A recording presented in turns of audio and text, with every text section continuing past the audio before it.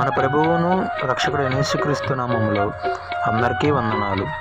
ఈరోజు దేవుని వాక్యం, మీరు వ్యర్థమైన దేవతల తట్టు తిరగకూడదు, మీరు పోత విగ్రహములను చేసుకొనకూడదు, నేను మీ దేవుడైన యెహోవాను. లేవియాకాండము 19వ అధ్యాయం 4వ వచనం. విశ్వాసనావసాగుచు పయనిల్చు సమయాన నా ప్రభు, విశ్వాసనావసాగుచు